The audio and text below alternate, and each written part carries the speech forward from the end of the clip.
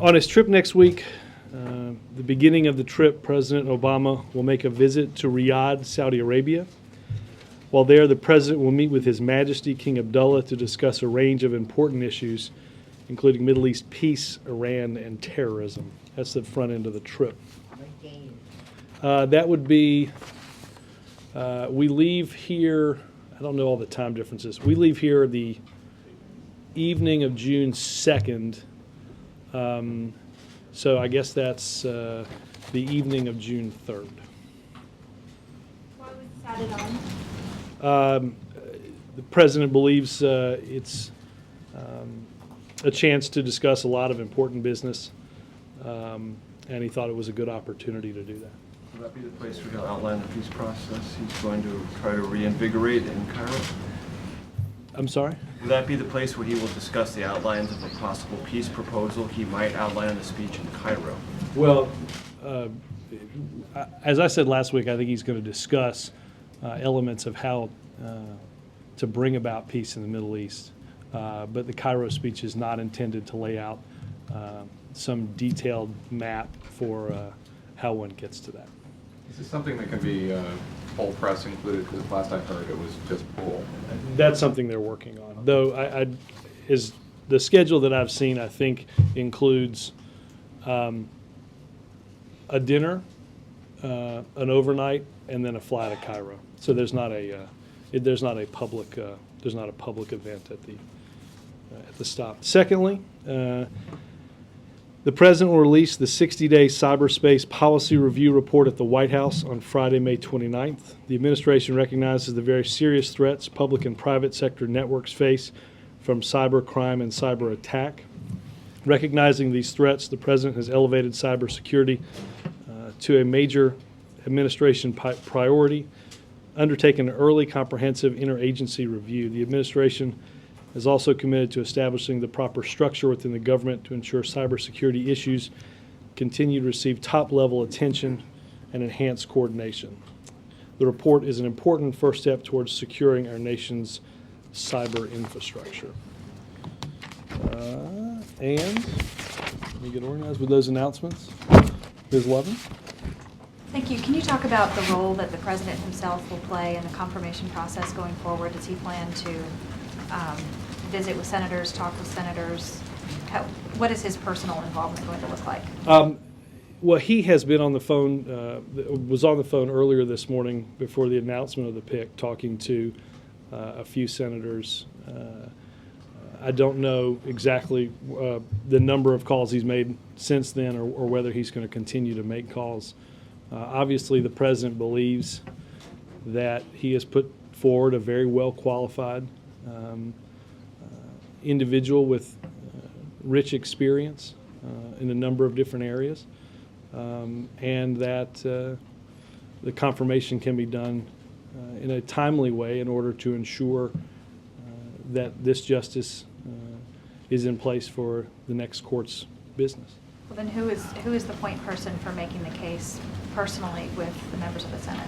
Well, obviously, starting next week, I think that you'll see the nominee go and make her case to members of the Judiciary Committee and then to the Senate, members of the Senate as a larger body. But typically, some Washington wise person from outside the administration is brought in to guide a nominee through the process. Are you volunteering? No. But I think that Senator Schumer is going to play a role in doing that, as somebody who obviously has been around a number of court confirmations. But Schumer, we know, is going to introduce the nominee to as the a rest senior of the Senate. senator, right, Yeah. representative. Well, I also Right. think will help shepherd the nomination around as well. What does the President think is her greatest quality for the job? Well, I think the President picked Judge Sotomayor largely based on three criteria. The first being experience, and when I say that, experience as a prosecutor, experience as a litigator, and then experience as both a circuit and an appellate court judge. In fact, we've pointed out that she will bring more experience on the federal bench than anybody that's been appointed to the Supreme Court in 100 years. I think, secondly, obviously, the president believes strongly in her approach to judging, following precedent and the rule of law. And I think, lastly, obviously, the president believes that her life story is a compelling one, and that her voice will be an important addition to the Supreme Court. Did she pay her taxes? Pardon me? Did she pay her taxes? I have not seen anything on that, Alan. Yes, ma'am. Visits on the Hill been scheduled yet? Are there any meetings set up already? Not that I know of. I know that they'll. Next week. I was told they would begin next week. I don't know in what order they'll happen, and we'll get that to you as soon as they're locked in. Obviously, some of that is dependent. We've got to get a few of those senates out right now. We've got to get those guys back in order for it to go door to door. Shifting quickly to General Motors, can you say where things stand on the debt exchange plan that's on the table? The bondholders seem very likely to reject that overwhelmingly. And is there a plan for a counteroffer? Well, I don't, as we've done both in the GM case and certainly in the lead up to the deadline on Chrysler, I don't want to do that from here. I don't want to be a negotiator in this process. Obviously, we've got about a week to go. Obviously, a lot of the stakeholders are making sacrifices, and I think this is a process that will continue as it did in the Chrysler situation, right up against the deadline. But again, I don't want to get into the back and forth on some of this. Jake. If I could, just a quick question about North Korea. What is the administration's goal other than some sort of piece of paper from the United Nations expressing disappointment with the nuclear bomb going off? What does the administration want to have happen concretely in terms of action? Well, look, I think that the Security Council is currently meeting. I think they're likely to discuss next steps as far as that goes. Let me address the initial part of your question. I think the uniform and unified international criticism that we've seen since the reports of this testing demonstrate the outrage that countries around the world have for these actions. I think North Korea continues to deepen its isolation from the international community and continues, as we've said all along, to take steps in the wrong direction. But just, I'm sorry, but you didn't actually answer my Well, question. no, I just said that obviously I think the Security Council is involved in some of these discussions. You don't want to tip your hat as to what you... I don't guys want to would get like. in, yeah. Okay, in terms of Judge Sotomayor, some of the conservative groups that have been involved in these fights in the past have said that she is radical, that she is a liberal activist, that she shows all indication that she wants to legislate from the bench. And I'm wondering what your response is. Well, my sense is that my sense is that is based on the fact that they've yet have not had any time to read what she's written and the way she's acted as a judge for the previous 17 years. I don't think anybody could reasonably argue, based on looking at her cases, that she's somebody that legislates from the federal bench. I think that is, in some ways, from interest groups, the rhetoric is regrettably predictable. I think a fair and honest hearing, which we believe that she'll get, will demonstrate somebody who understands and respects the law, somebody that honors and respects judicial precedent, and somebody that the president thinks is well qualified and will make a very strong Supreme Court justice. Thank you. Yes, sir. On North Korea, this administration has always been pushing diplomacy rather than any kind of military force. At what point does the administration have to stop talking and maybe even do more acting, something a little more forceful than that? And has there been given Well, any thought to this? Dan, I would point out to you, though we are hardly surprised at their actions, understand that it was exactly our response to their initial test. They're demanding an apology from the UN Security Council that led to the actions that have been reported over the weekend. So I think the notion somehow of talk versus action, I think is in many ways, at least according to them, I think that's setting up something that doesn't appear, at least in their opinion, to be the case. But in terms of anything much tougher, military action, any kind of thing like Well, that, is that being entertained? If it was, I wouldn't get into it here. On Nevada, the president headed out to Las Vegas, and the governor there apparently has declined an invitation to meet the president. There any reaction to that? And also, the governor is saying that the administration has been unwilling to sit down and talk about the comments that the president made back in February about not coming to Las Vegas. That doesn't, let me match the first part of your question with the second part of your question and understand how he believes we're unwilling to sit down if he decided to reject an invitation to sit down. No, I said, the governor has declined to meet with the president on the visit out there. That's the first question, so reaction to that. Okay, and what was your second question? And I the just wanna second was fuse the two that, again. that there was some meeting, has been wanting to have some kind of meeting to discuss what the president, the comments the president had made back in February about not coming to Las Vegas. I don't, if I'm misunderstanding you, I don't mean. Things I'm talking about. Let's just take the first one. Right, well, let me take the second one and add it to the first one. And again, I don't want to put words into anybody's mouth, but if the governor is seeking an explanation for the president's comments, I think what you're referring to is whether or not companies that are receiving substantial money through TARP should go to Las Vegas. But at the same time, you're telling me that he's turned down an invitation to meet with the president. I would say that the actions seem incongruent if indeed he wants to have a legitimate discussion. It's like declining to meet with the president at the airport when the president arrives versus sitting down and meeting with the president. Was the president offering him a meeting at the airport?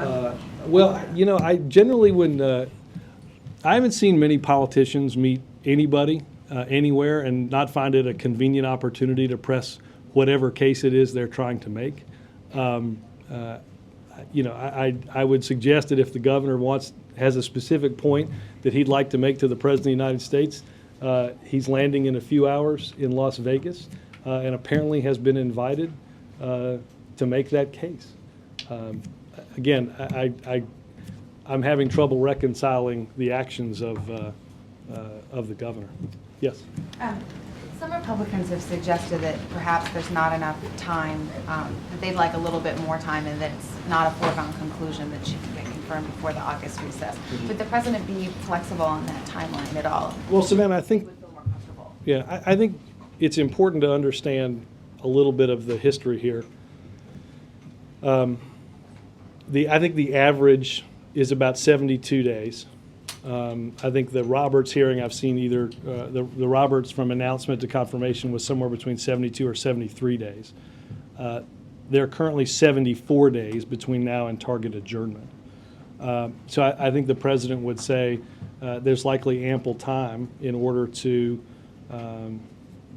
begin and complete this process in what he thinks is a timely manner. Secondly, obviously, this is a judge that's not unfamiliar to the United States Senate, having been through the confirmation process twice. And lastly, you know, there's the Ginsburg nomination went through even faster than the 72 days. In fact, the announcement the president makes is about 19 days ahead of, in terms of the number of days from where we were with Justice Ginsburg to where we are with Judge Sotomayor. So I think the president believes there is ample time to get a fair and honest hearing. He understands the important role the Senate plays to advise and consent. especially something as important as a Supreme Court nomination. But at the same time, I think the president is eager to have a justice in place before the Senate goes on recess in order to get that person ready to do the court's work in talking to and meeting colleagues in the selection of cases, and then ultimately ready to hit the ground running when the court starts work in October. And just to get your reaction to one statement that seems to get a lot of attention is a quote she has from 2001 saying, "I would hope that a wise Latina woman with the richness of her experience would more often than not reach a better conclusion than a white male who hasn't lived that life." I just wonder, I presume the president was aware of that statement and what his reaction, does he agree with it? Well, I think if you look at the context of the longer speech that she makes, I think what she says is very much common sense in terms of different experiences that different people have. So obviously the president has looked at any number of these issues and believes that Judge Sotomayor's well qualified and will be a great justice for the Supreme Court. Jonathan? The other quote that's kind of getting a lot of attention is the YouTube video in which she says that appellate courts are where laws are made, or where policy is made. And she seems to acknowledge that this is kind of verboten, but because it's on tape. I wonder first, did the president see that YouTube video? Was it part of the vetting process? And second, does the president believe that she is saying what she is saying, that the appellate court is where policy is made? Well, let me broaden your question with this answer. Because I know there are a lot of people that will look into the quote. I think it's important to look at not just what's up on YouTube, but the full context of the discussion that's being had at the point in which she talks about this, right? There are two justices speaking to students who are thinking about applying for and taking clerkships, right? The previous speaker talks about the notion that there are circuit court and appellate court clerkships, right? And appellate court, what the point she makes is that appellate court, the appellate courts deal with not individual cases as do circuit courts, but instead complex legal issues and constitutional theory. That the appellate courts are where those are discussed. So I think if you, again, I appreciate a very short, out of context, small YouTube clip, but I think if you, again, look at the full context of the full quote, you find that it's a discussion between clerkships in the circuit and the appellate court. I think she recognizes that even as she's explaining those differences, that the word could be misconstrued, and she seemed prescient to note that it would be misconstrued. But as I said earlier to a question, I think if one looks closely at 17 years of judicial opinion, you'll see that this is not somebody that you could reasonably argue advocates for or is engaged in legislating from the bench. I think that's what's important for anybody to understand. But in a political context, I mean, this is going to be confirmation in the YouTube era, and is there some concern that that is that's the image of Sotomayor running around? No, because even if I can't convince some people in this room, the president is very convinced that people that will look at the full context of this and not rely on, as I said, a small, short, out of context YouTube clip, and more importantly, look at the basis of her entire record. I think you come to a broader understanding of who she is and what she meant. Yes, sir. Robert, is confirmation now the president's top legislative agenda item? Involving Judge Sotomayor, yes. No, I mean overall. I hesitate to rank these things, Mark, only because the president obviously is involved in, as has been noted in this room, a lot on his plate. Obviously, the president is hardly going to forget about what's going on economically. That's one of the reasons for the stop in tomorrow's event in Nevada. We'll be talking about not too shortly financial regulation as it relates to that, and obviously laying that strong foundation for long-term economic growth with healthcare reform and energy legislation. I think this is certainly a high priority, but again, I hesitate to rank the top 20. Can you outline your strategy for confirmation? Well, I think more than anything, we first and foremost believe, and I think the statements from Republican senators denote, a fair and honest process. We hope one that will be done in a very timely fashion. But I think, as is the case in most of these, the person that makes the best case for their nomination is often the justice. Judge Sotomayor will begin to do that individually, and then I think ultimately through the hearings. But again, I think the president believes, based on who we've nominated, somebody with rich and vast experience, somebody based on her approach to the rule of law and judicial precedent, and her compelling life story are something that he believes will garner a majority in the Senate. Yes, ma'am. Because Judge Sotomayor is Hispanic, does the White House think that it'll be too costly for Republicans to oppose her too harshly? I'm not going to get into the politics of and the demographics of it. I think that the president picked the person he believed best suited for this job at this time. I just went through a couple of, certainly the three main reasons why. The notion that she brings more experience on the federal bench than anybody nominated in 100 years. I think we would expect that anybody in the Senate and anybody in the public, honestly, would evaluate her on the strength of her credentials rather than on any other factor. And also, just in terms of the vetting, is the White House confident that tax issues, even though the White House is confident that any issues that do come up, the White House will defend her fully, but are there tax issues that could? I think that I think she's been fully vetted, and we're confident. Yes, sir. Robert, Judge Sotomayor started filling out her questionnaire last week. We were told this morning. When do you anticipate the Senate will receive that? I can certainly check on that. I don't know the progress. I don't know whether the full questionnaire has been finished or not. Is a nominee's history of opinions and reversals a relevant factor for the public and the Senate? Well, I think it is one of the many factors that likely will be picked over and weighed as we go through this. How does the White House evaluate Judge Sotomayor's record on this score? Well, I think if one were to create 380 opinions and have 3 reversed, what's the Supreme Court ratio? You tell me. 6 opinions, 3 reversals. Right. Well, Major, I don't just judge. I wouldn't judge you on the stories I call you about. I might judge you on the full package of your repertoire. Whether or not you ultimately see fit to change any of the rhetoric. Supreme Court, let the record reflect. I would agree with that. Might I suggest next time there's a pick. Right, exactly. He looks wonderful in those striped ties. No, look, again, I don't know what, I don't know what 377 out of 380 is for a percentage. It would likely make you a unanimous first ballot Hall of Famer in baseball.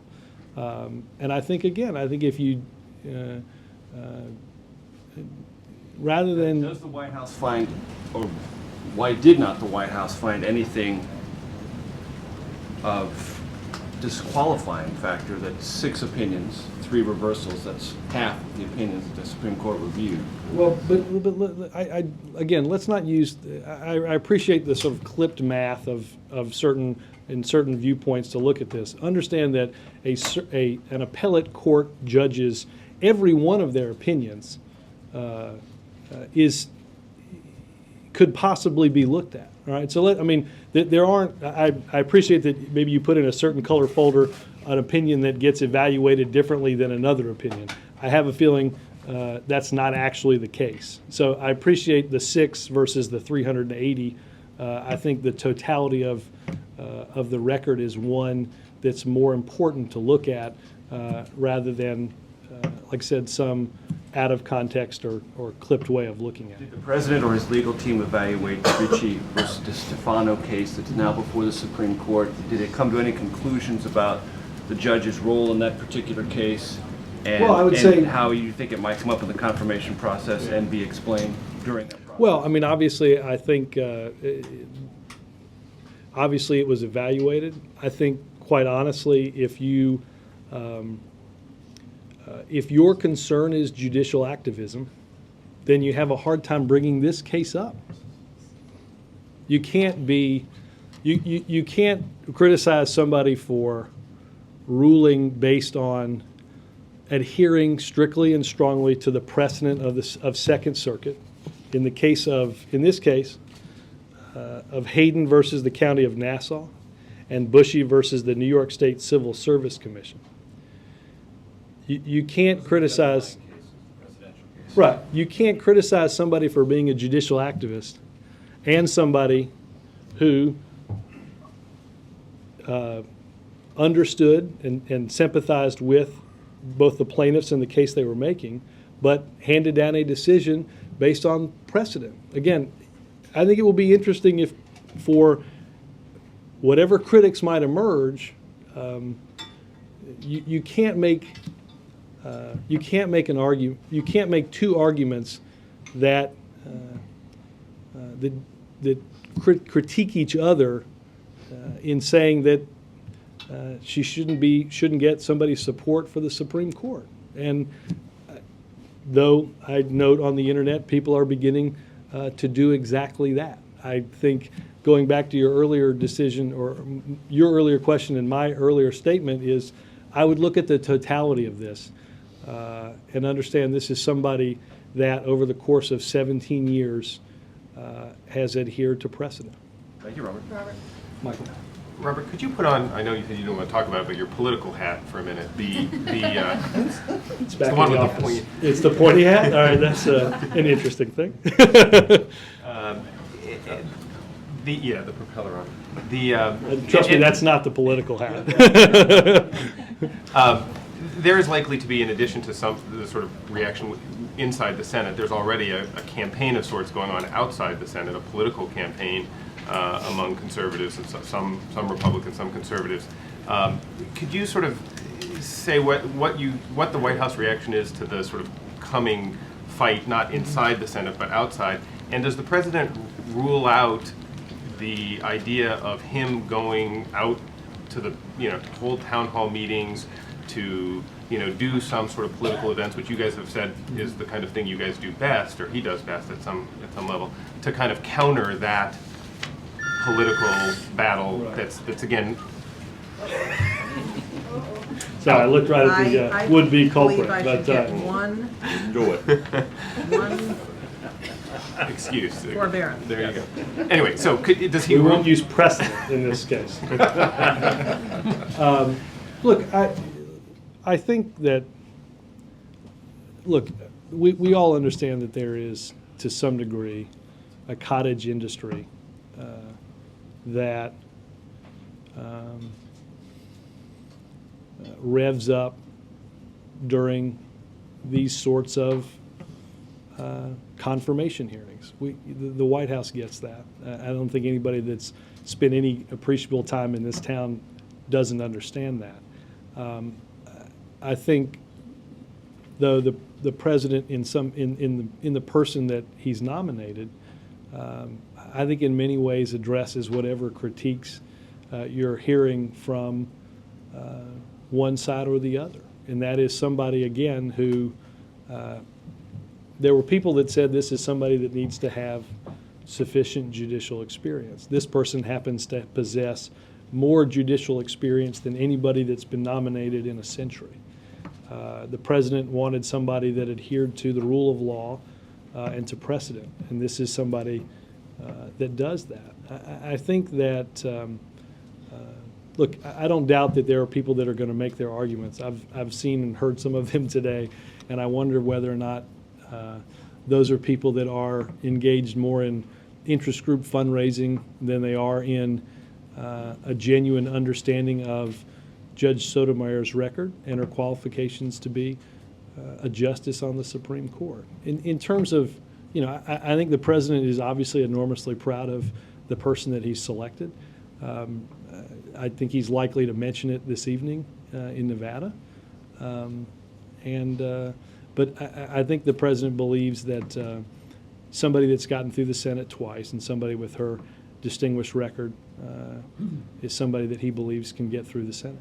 Do you feel like the Republicans, conservatives outside the Senate might make some headway in re-energizing what has been a sort of, problematic time for that party and for conservatives generally by sort of focusing on not only on the judge but also on casting the president in a more ideological way through again, the choice? I guess my point, Michael, on this would be I don't think if you look at her experience and if you look at her rulings, that this is somebody that fits that bill. Now, again, I mentioned that interest groups might have sort of a cookie-cutter caricature of what they thought the president or who they thought the president might nominate. But I think you can see out there statements from Republican senators, their statements from traditionally very conservative interest groups that denote the qualifications that Judge Sotomayor brings to this, and the fact that they share the president's belief that she'll be a good Supreme Court justice. Thank you. Yes, ma'am. Robert, just to follow up on that, there's 7 sitting Republican senators who voted for her when she was nominated for the appeals court. I'm wondering if you think that for them to oppose her now would be, a kind of hypocrisy. I mean, Well, I think that, again, I would note that this is somebody who was appointed by a Republican president and a Democratic president. Once for the circuit court and a second time for the appellate court. Somebody that's made it through and been confirmed twice by the Senate. I would give anybody the opportunity, and I will in this case, give people the opportunity to fully evaluate her record. I know that's what each of these senators will do, Republican and Democrat, and I wouldn't get in front of their ability. specifically about the 7 Republicans who No, I actually understand. voted for her. And I think they're certainly well positioned to support her again. How about that? Yeah. Is she Catholic, and did the president ask her specifically about abortion or right to privacy? Well, there was no litmus test, and the president did not ask that specifically. I believe she was raised Catholic. Robert, Let me see. Yes. The president mentioned this morning, and then the senior administration officials who briefed us also mentioned that she has the trial experience that Justice Souter had as well. How important was replacing a like justice with a like justice in this decision, and should we read into that for potentially another vacancy in the future? Well, I think, again, I think most of all, as I discussed in here, as you heard the president, I think even say from in here, that he was looking for somebody with a full range and a diverse set of experiences in their background. And I think this is somebody like Justice Souter that brings an array of experience potentially to the job. So I think that the president sought somebody with that richness of experience, and I think got somebody who meets that criteria. So the fact that they have those similar backgrounds is more coincidence, you're saying? I think it's probably, comparing her to Souter is probably in many ways somewhat coincidental, but at the same time, I think the president recognized, as I said, that being a prosecutor, being a private litigator, and being both a circuit and an appellate court judge provides you with sort of a vast array of different legal experiences, which makes Judge Sotomayor, I think, particularly compelling in this case. Yes, sir. Is the President's decision to add this trip to Saudi Arabia the result of a specific proposal he discussed in the Netanyahu meetings last week. Is he looking to get the Arab states to perhaps make some gestures towards Israel to start the process going? This isn't based on any direct proposal out of that meeting. Again, I think the President believes it's an important opportunity to do and discuss important business like Middle East peace, but it's not born out of anything specific. April? Robert, on 2 questions, one on North Korea. When did the Chinese get engaged, and what engagement is happening with the Chinese as it relates to North Korea When did they get engaged? in this whole situation after the nuclear testing? Let me check with NSC, certainly on a particular TikTok on their actions. I think the reaction, I think you saw a not dissimilar reaction in 2006 from many of the same players. Second question, back on this YouTube video that you're shooting down, yes, one of the videos is short in length, and another one is longer. And no matter how long it was, these were her words. And disregarding the video itself, she did say it herself. And you speak of her experience. Now, because of her experience, do you think she has the authority to speak of the inner workings, to say that the appeals court does make policy? Well, again, April, I certainly, you've seen the video. I understand it's her speaking. Right. The cameras and the Right, because recording. she understands that what she's about to say is likely and largely to be misconstrued. Mission accomplished. But I would certainly say that, again, what I'm saying is, and I think what she would tell you, is if you look at the full context of what is being discussed here, I appreciate that in however many words I deliver in the time I'm up here today, you could clip 6 or 8 of them together and ask somebody else about what I said. I would simply hope that you would read the full transcript of whatever my answer was, and I would do the short same. and the long version. I have. And She's in trouble. She's in trouble from it, isn't she? She's in trouble from it, isn't she? No, I don't. Why?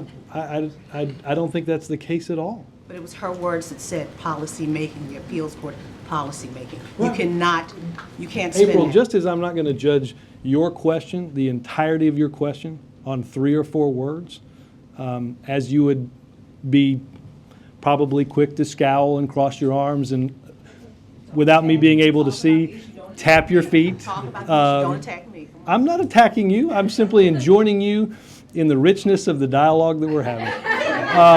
But I think, again, to understand, I appreciate that. Again, I appreciate that there are likely snippets of anything that anybody says that you could eventually say, "I can't believe you just said that." And again, look at the quote. Don't take it from me, April. Have you looked at the long version of it? Yes. Then I can only assume that you would come to the very same understanding of exactly what she's talking about. And I think if you ask anybody in the legal world to denote the difference between what the circuit and what the appellate court does, I think in a very matter-of-fact, common sense way, they will explain to you in both the short and the long version exactly what it is I just So said. there's no question she is not an activist judge. Again, don't do your listeners and everybody else that you talk to, do them the benefit of looking at exactly what she's written and exactly how she's ruled over 17 years on the federal bench. Somebody who is going through and underscoring the strict precedent of the law that she's asked to look at. And ask yourself, in any reasonable way, could you say she's somebody that's legislating from the bench? The answer in any reasonable person's mind is going to be no. Robert, just one question. I'm not so that. I would go with George, and then I'll maybe tomorrow. Robert, do you have any reaction? Oh, I'm going to be here. Trust me, I missed out on the whole Vegas hoopla. You sure did. You have that gleam in your eye, Lester, like I'm going to be here all day tomorrow. George, go ahead. Robert, do you have any reaction to the California Supreme Court decision on Prop 8? I have not talked to the president about it. I think the issues that the issues involved are ones that you know where the president stands. Thanks, guys. Thanks, Robert.